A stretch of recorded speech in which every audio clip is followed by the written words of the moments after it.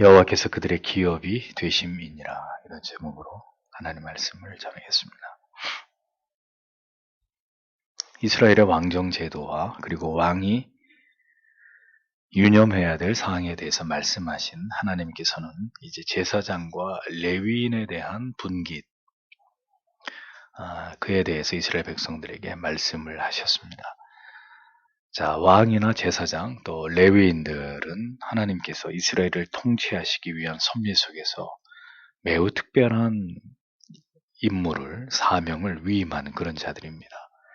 그러니까 그런 자들이 타락하고 부패해서 하나님의 뜻을 올바로 수행하지 않을 때 그 결과는 이스라엘에게 재앙과 같은 일이 될 수밖에 없겠죠. 그렇기 때문에 하나님께서는 이러한 직분을 수행하는 자들이 지켜야 될 규례와 그리고 그들이 하나님께로부터 부여받은 일들을 잘 감당하도록 이스라엘 백성들이 어떻게 그들을 도와야 할지에 대해서도 하나님께서는 소상히 말씀하신 것을 볼 수 있습니다.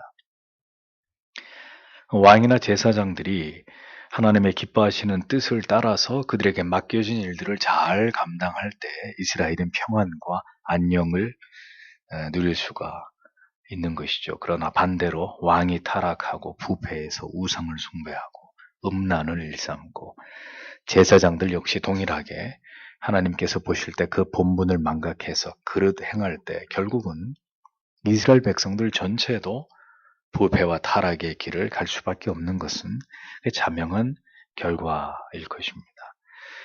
그렇기 때문에 정치적인 지도자이든 종교적인 지도자이든 이들의 위치는 매우 중요할 수밖에 없고 하나님께서 어떤 왕을 세우시고 어떤 자들로 하여금 하나님을 예배하고 제사하는 일을 맡기실지에 대한 문제는 참으로 이스라엘의 흥망성쇠에 있어서 매우 중요한 문제가 아닐 수 없다는 것을 우리가 생각하게 됩니다. 정치적인 지도자든 종교적인 지도자든 그들이 하나님 앞에서 잘하면 하나님의 백성들도 평탄한 삶을 살아가게 될 것이고 정치적인 지도자든 종교적인 지도자들이 부패하면 이스라엘 백성들은 재앙을 맞을 수밖에 없는 이런 상황들, 그때나 지금이나 이런 문제는 우리에게 매우 시사하는 바가 크다는 것을 우리가 주의 깊게 살펴볼 필요가 있는 것입니다. 자, 오늘의 1절, 2절 본문을 보겠습니다. 레위인 제사장들과 레위의 모든 지파에게는 이스라엘 중에 분깃과 기업이 결코 없을 것이다. 그들은 여호와의 화제물과 그의 기업을 먹을 것이다. 그리고 기업이 그들의 형제 중에서 결코 그에게 없을 것이다. 그가 그에게 말씀하신 것과 같이 여호와 그가 그의 기업이다. 이렇게 기록되어 있습니다. 자, 성막 봉사를 위해서 선택된 레위 지파는 직무상 두 부류로 구분이 됩니다. 제사장들과 그리고 일반 레위인들이었습니다. 제사장들은 레위 지파 중에 누구만 될 수 있는 거죠? 예, 아론의 후손들만 제사장이 될 수 있었고 그 외에 일반 레위인들은 제사장들을 보조해서 성막과 관련되는 모든 제반 업무들을 관장했습니다. 그런데 하나님께서는 제사장과 레위 지파들에게는 분깃과 기업을 전혀 허락하지 않으셨습니다.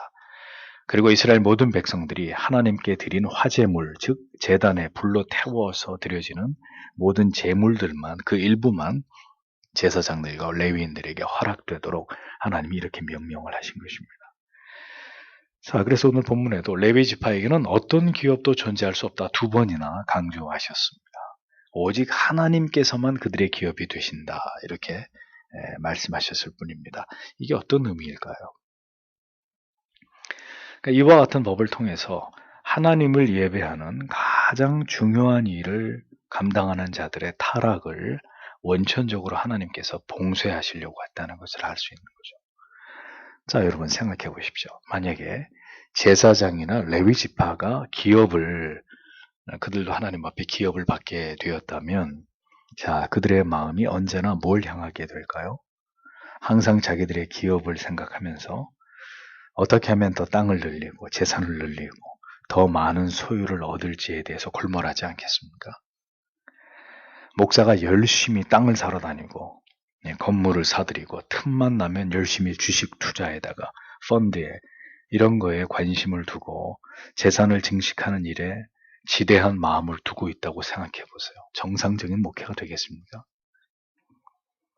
하나님만이 나의 기업임을 믿고 오직 하나님을 경외하고 섬기는 일에만 몰두하면서 이스라엘을 영적으로 바르게 인도하고 그들을 율법으로 올바로 교육하면서 하나님께 바른 제사, 바른 예배를 드리게 하는 그 일에만 집중하도록 하나님이 그렇게 제사장들과 레위인들에게 일체의 기업을 그들에게 주지 않은 겁니다.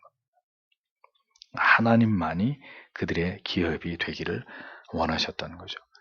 이스라엘을 대표해서 온전히 거룩하게 하나님만을 섬기고 그들의 생계는 오직 하나님에 의해서 하나님께서 공급하심으로 살아가도록 하나님이 그렇게 섭리를 하신 것입니다.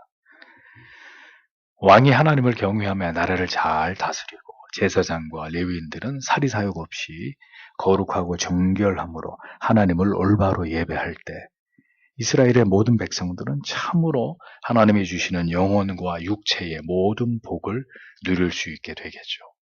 그게 하나님이 설계하신 그림이었다는 거죠. 훌륭한 왕, 그리고 아무런 욕심 없이 하나님만을 열심히 잘 섬기는 제사장들과 레위인.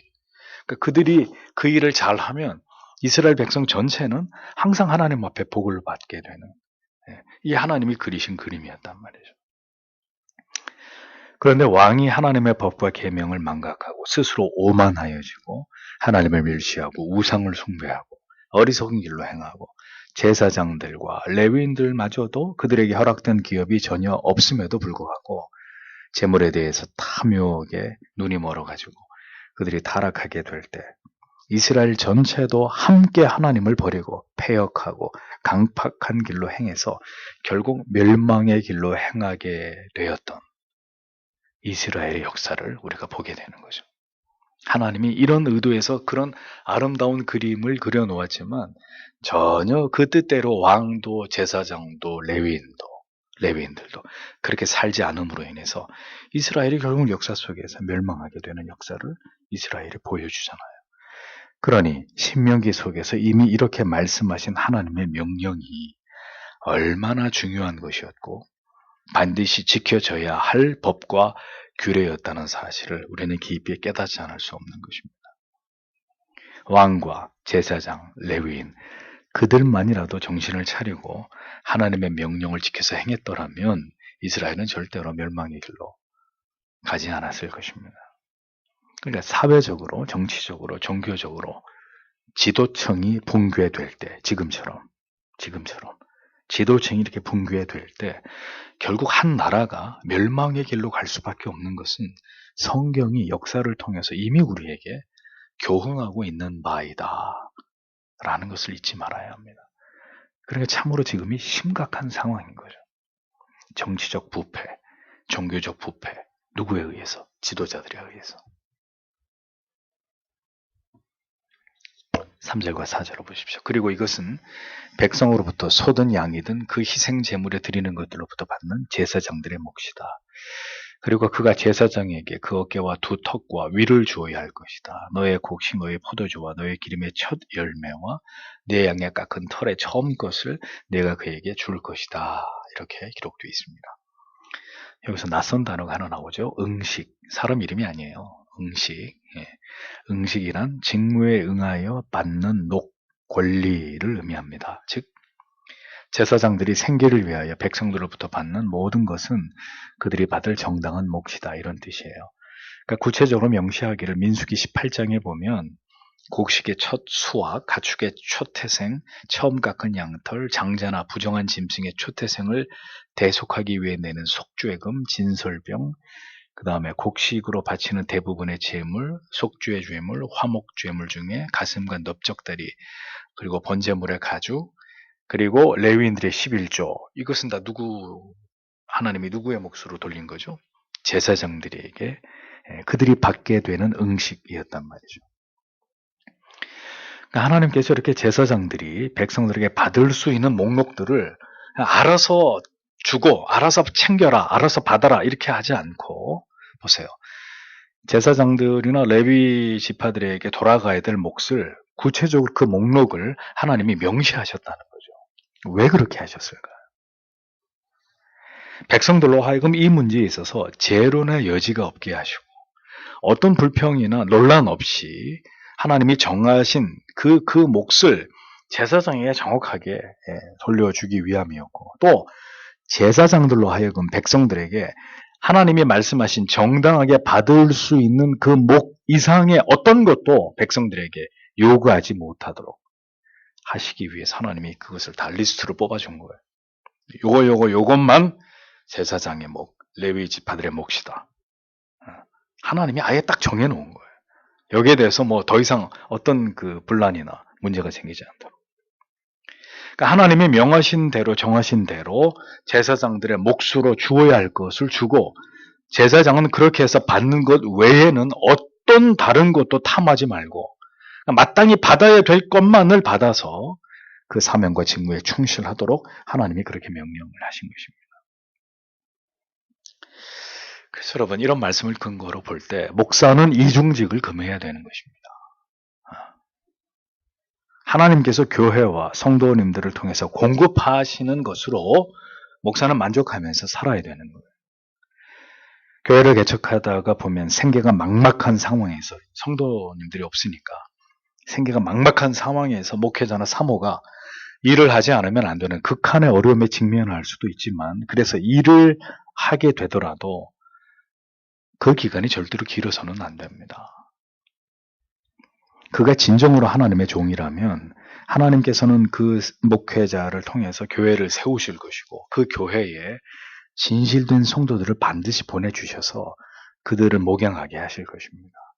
그러면 목사는 목회에 전무해야 합니다. 그리고 그 교회에서 주는 사례를 통해서 살아가는 것이 성경적이라는 거예요.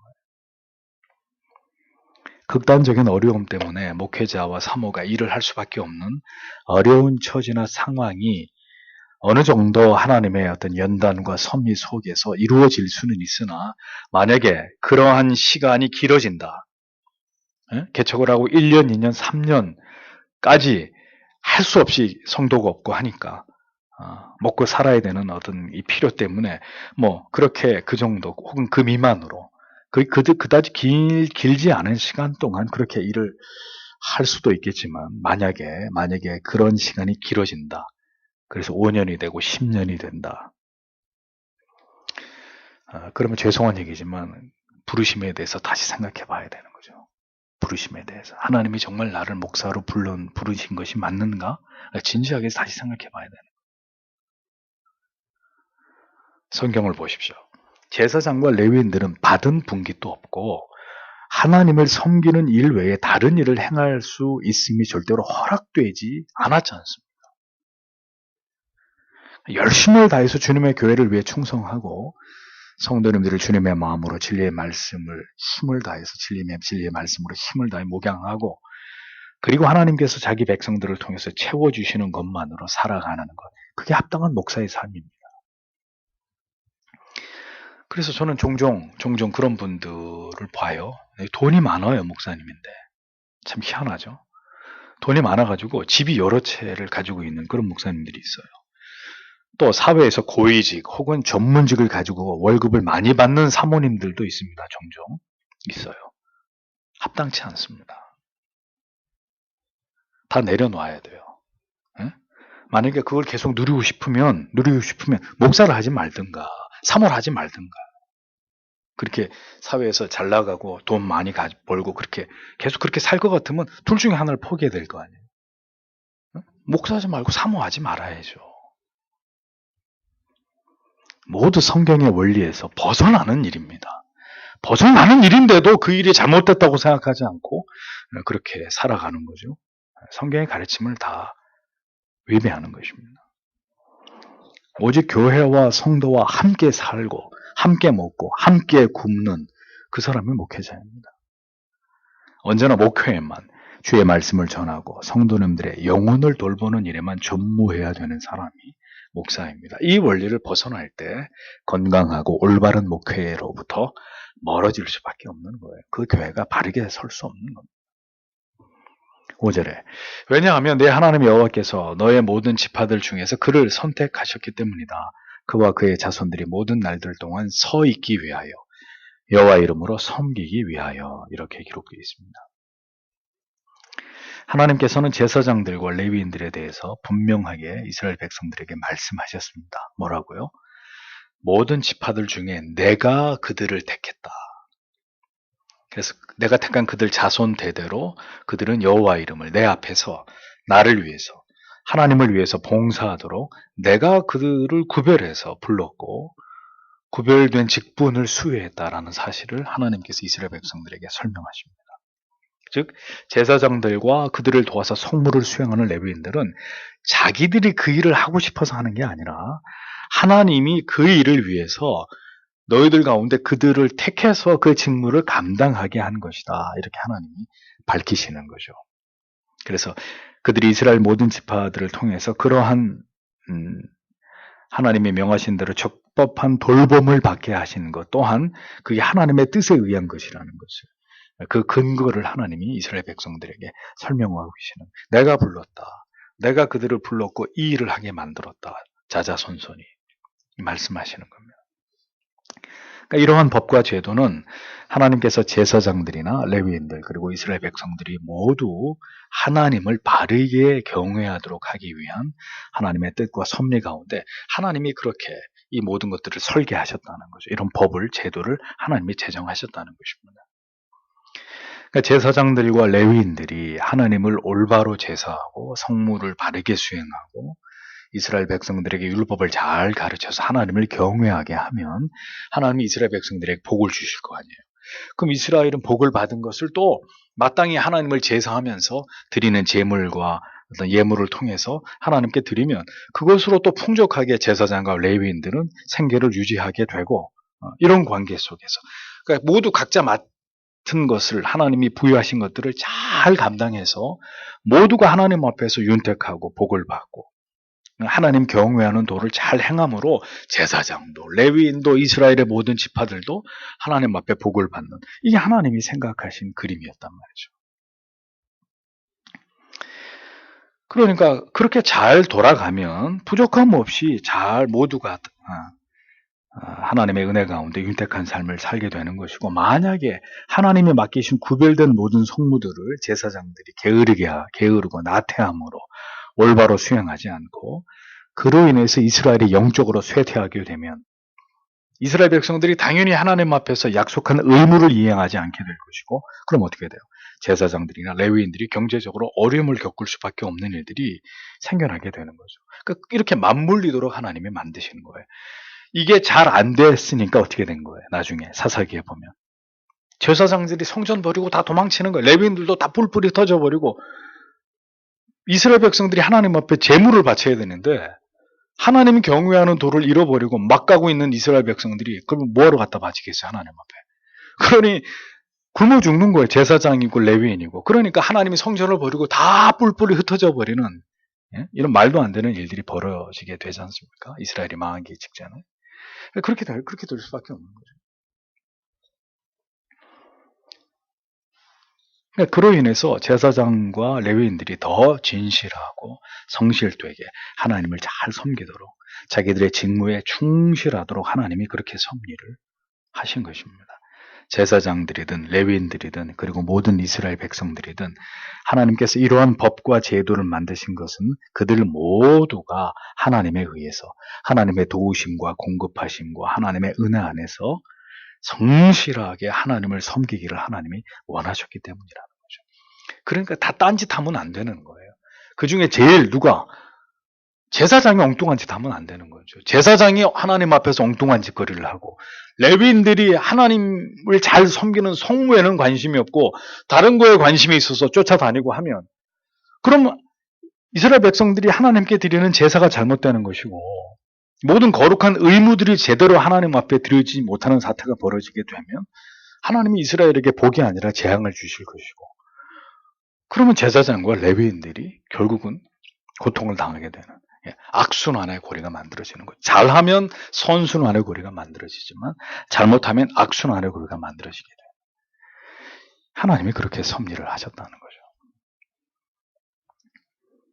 열심을 다해서 하나님을 위해서 살아갈 때 제사장이든 레위이든 이스라엘 백성들이든 모두가 하나님이 공급하시고 채우시고 입히시고 먹이시는 은혜를 베풀어 주심으로 모두가 잘 되는 것이고, 그렇지 않으면 모두가 다 고통을 당하게 되는, 어느 한 사람은 어느 한 부류만 고통당하는 게 아니라 모두가 함께 고통을 당할 수밖에 없는, 그래서 하나님이 이렇게 만들어 놓으신 것을 통해서 제사장이든 레위이든 레위인들이든 이스라엘 백성들이든 우리의 삶에서 가장 중요한 우선순위가 무엇인지를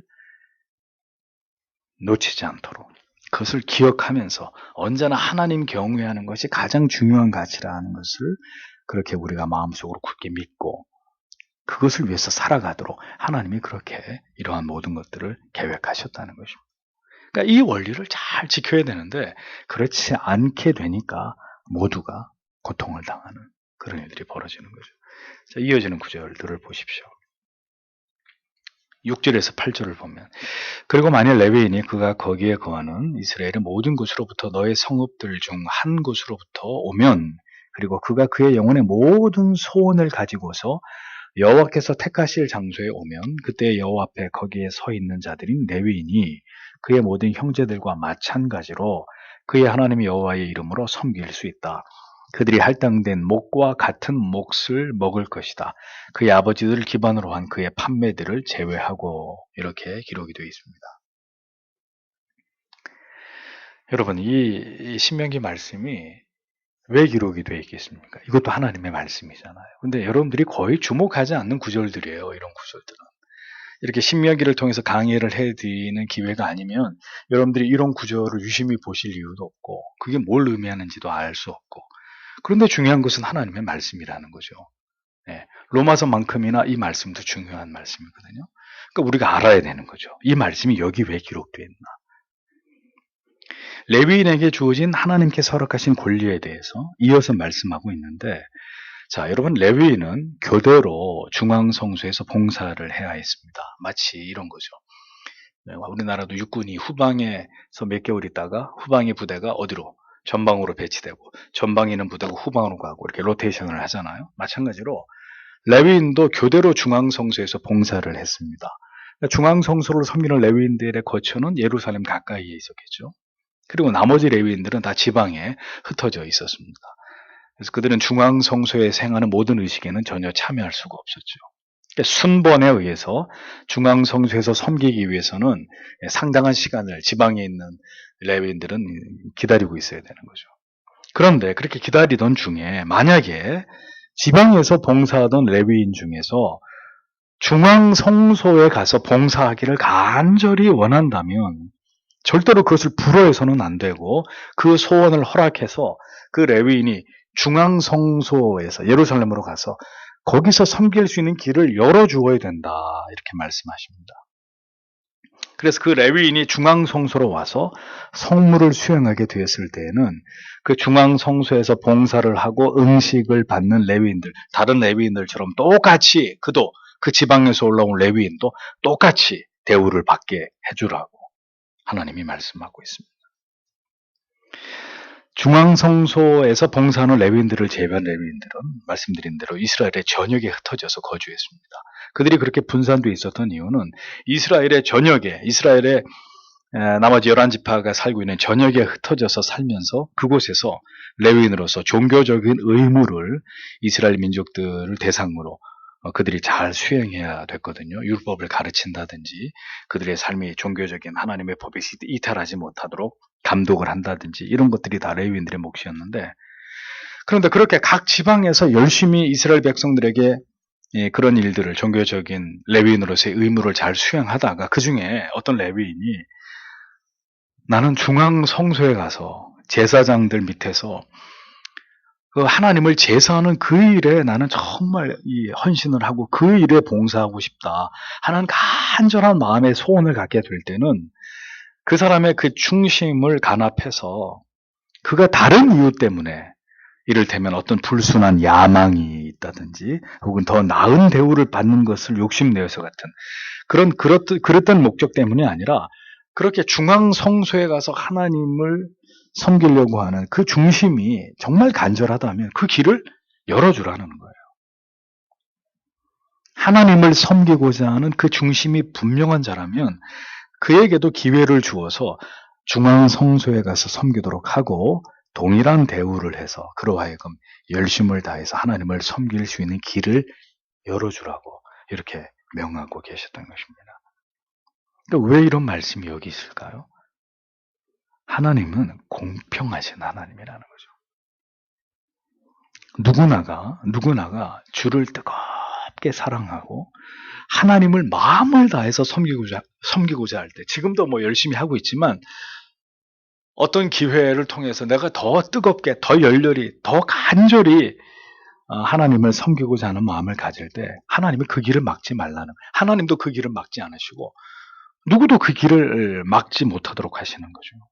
어떤 차별도 제한도 없이 그가 하나님을 향해서 중심으로 자기를 들여서 하나님을 섬기고자 하는 마음을 가질 때 하나님이 그 마음을 하나님께 표현할 수 있는 길을 하나님이 열어주시는 것입니다.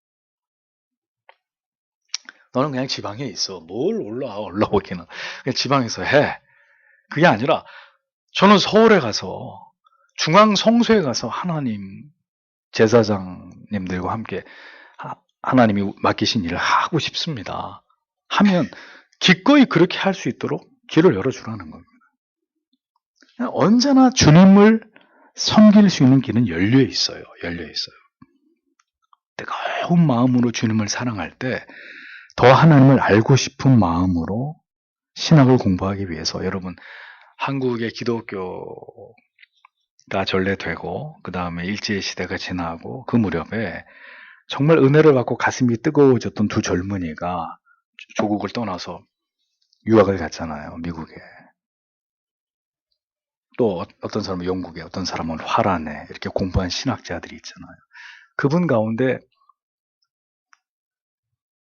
정말 공부를 열심히 하고 돌아온 두 분이 누구예요? 박형용, 박윤선. 그 두 분에 의해서 우리나라의 개혁 신학이 활짝 꽃을 피게 됐지 않습니까? 길을 열어주신 거죠, 하나님이. 한국에서는 더 배울 수가 없고 기독교가 아직도 한국은 전래된 지 깊지 않기 때문에 깊이 있게 뭐 신학을 가르쳐주는 사람도 없고, 그런 그 뜨거운 가슴을 가지고 두 젊은이가 유학을 가가지고 열심히 하나님의 말씀을 웨스트민스터 제대로 공부를 하고 한국에 돌아와서 정말 한국 교회의 이 개혁 신학의 기초를 놓는 일에 귀하게 쓰임을 받지 않습니까?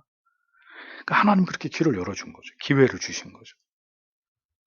그러니까 하나님이 기회를 열어줍니다. 더 하나님을 바르게 잘 섬기고자 하는 자들에게 그렇게 그들이 하나님을 그 뜨거운 열정으로 섬길 수 있도록 더 나은 길을 하나님이 열어주시는 거예요. 만약에 그 두 분이 박사 학위를 받고 와가지고 내가 여기서 한번 끝발을 날려야 되겠다, 이런 마음으로 유학을 갔다면 하나님이 그들을 그렇게 쓰시지 않았겠죠. 우리의 마음과 뜻이 분명하다면 하나님이 왜 하나님께서 성도의 삶을 더 나은 환경으로 바꿔주시지 않겠습니까?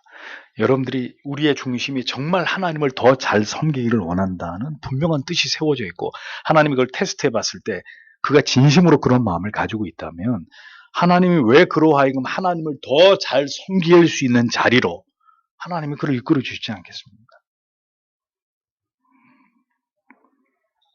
그렇게 중앙성소로 올라온 레위인들에게 하나님이 말씀하시, 원래 중앙성소에 있었던 레위인들과 똑같이 대우해줘라. 넌 시골에서 왔잖아. 그러니까 너는 우리가 받는 거에 절반만 받아.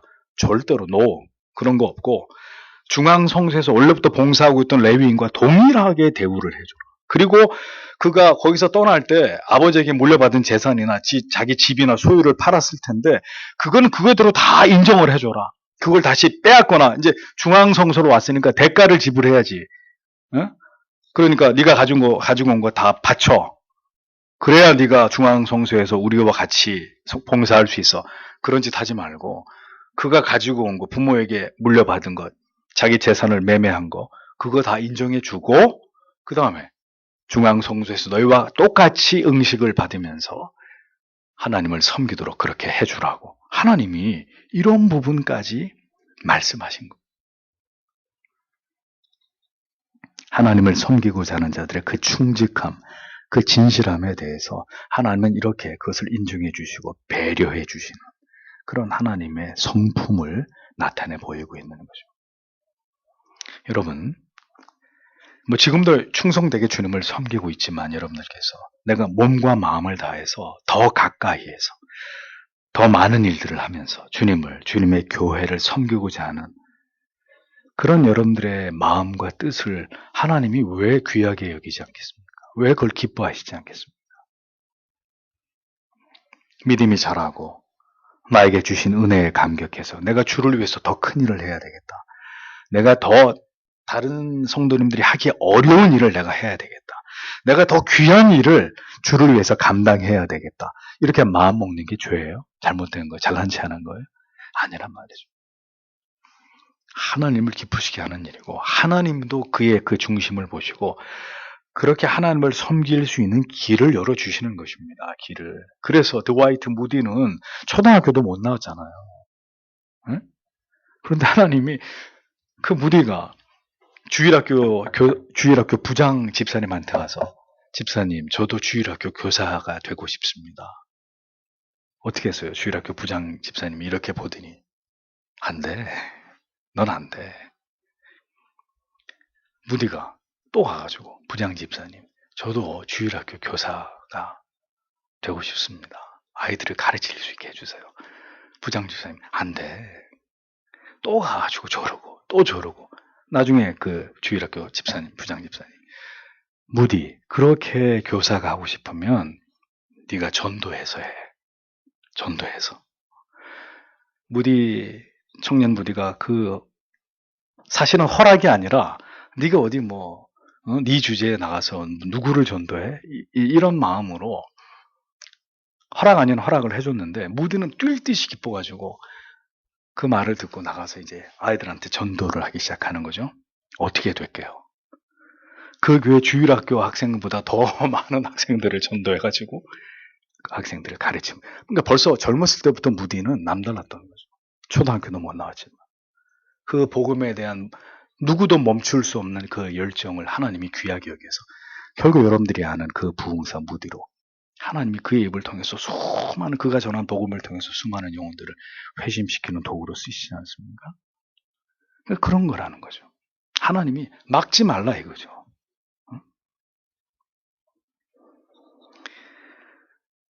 그러니 여러분 우리가 그런 열정을 그런 순수한 열정을 가질 필요가 있는 거죠. 한번 태어나서 죽는데 하나는 내가 더 열심히 주님의 일 하고 싶습니다. 내가 더 많이 복음 전하고 싶고 더 뜨겁게 주님의 교회를 위해서 일하고 싶습니다. 하나님이 그에게 주신 선한 소원일진데 누가 그걸 막아요? 누가 그걸 못하게 해요? 하나님이 길을 열어줘라. 중앙성소에서 섬기게 해라. 똑같이 대우해줘라. 아무것도 그가 가진 것을 뺏지 마라. 레위인들이라고 여러분 모두 다 그런 마음을 가졌겠습니까? 그러면 중앙성소가 미어 터졌게요? 누구나가 그런 마음을 가졌던 것은 분명히 아니었을 것입니다. 지방에서. 어떤 레위인들은 그냥 여기서도 이렇게 하면 돼. 충분히 뭘 거기까지 가.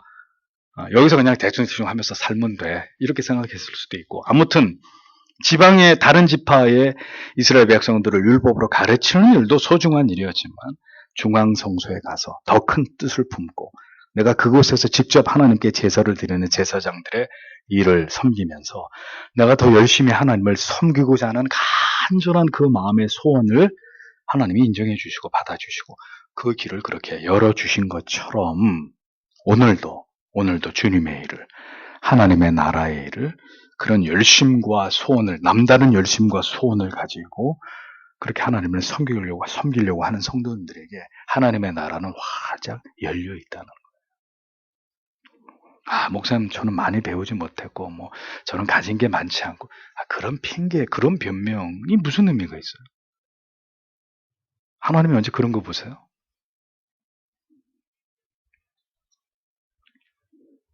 그렇게 여러분들이 성도로 한평생 주님을 섬기시는 일도 아름답지만 정말 여러분 가운데 특별히 젊은 지체 가운데 하나님이 큰 은혜를 부어주시면 여러분 가운데 목사가 되지 말란 법이 없고 여러분들 가운데 훌륭한 장로님이 나오시지 말란 법이 없고 여러분 가운데 선교사님이 나오셔서 마지막 시대에 하나님의 복음을 다른 민족에게 전하는 그런 분들이 나오지 말란 법이 없죠. 그러니까 그런 아름다운 직분으로 하나님을 섬기는 일도 아름다운 일이라는 거예요. 예. 그런 자리로 나아가는 일도 아름다운 일이고 또 그런 자리에서 내려오는 것도 아름다운 일이고 주의 뜻 가운데. 그러니까 주께서 우리 모두에게 풍성한 은혜를 주셔서 더 열심히 주님을 섬길 수 있는 그런 발전과 변화를 올 한 해에도 하나님이 우리에게 허락해 주시기를 기도해야 되는 거죠. 마치 여러분 가운데 저는 중앙성소에 가서 섬기겠습니다. 제발 저에게 기회를 주십시오. 물론 여기서 섬기는 것도 아름다운 일이지만 제가 좀 더 하나님을 기쁘시게 하는 일로 하나님의 나라를 위해서 내가 섬기겠습니다. 나는 주일학교 교사가 되고 싶습니다. 나는 중고등부 교사, 나는 집사가 돼서 교회를 섬기고 싶습니다. 나는 장로가 돼서, 나는 뭐가 돼서. 그런 마음을 하나님이 우리에게 주셔서 그 일을 하고자 할 때 하나님이 허락하신다는 거예요. 그 중심이 올바르고 순수하고 깨끗할 때 정말 주를 위해서 그렇게 지금으로는 만족이 안 되고 더 뜨거운 마음으로 그런 사람이 신학대학원에 원서를 써야 되는 거죠. 지금처럼 어중이 떠중이들이 하면 안 되고. 여러분 그렇게 모두 하나님의 일꾼들이 욕심 없이 사심 없이 목사는 목사의 자리에서 성도님들은 성도님들의 자리에서 그렇게 함께 힘을 다해서 하나님의 뜻을 위해서 달려갈 수 있도록 하나님이 오늘도 우리에게 더 큰 믿음을 주시고 더 풍성한 은혜, 더 뜨거운 은혜를 주셔서 그때 그 레위인들처럼 저는 중앙성소에 가서 하나님의 일을 하고 싶습니다. 이런 사람들이 지금은 그렇게 하려고 하는 성도보다는 아이고 제발 저를 좀 빼주세요. 제발 좀 저는 바쁘고 시간이 없기 때문에 제발 이제 거꾸로 가고 있는데 아니 다시 이 성경의 이 아름다운 레위인 소수의 레위인들처럼 여러분 오늘도 그런 마음으로 주께서 우리에게 주시는 그 은혜에 감사해서 주여 내가 그곳에 가서 하나님을 섬기고 싶습니다. 이런 뜨거운 마음으로 하나님을 섬기려고 하는 충성된 일꾼들이 서교 장로교에서는 더 많이 일어나게 되기를 오늘도 주님 앞에 간절히 기도하시고 그러한 소망을 품고 하나님 앞에 기도하시는 여러분들이 되시기를 축복합니다. 기도하겠습니다.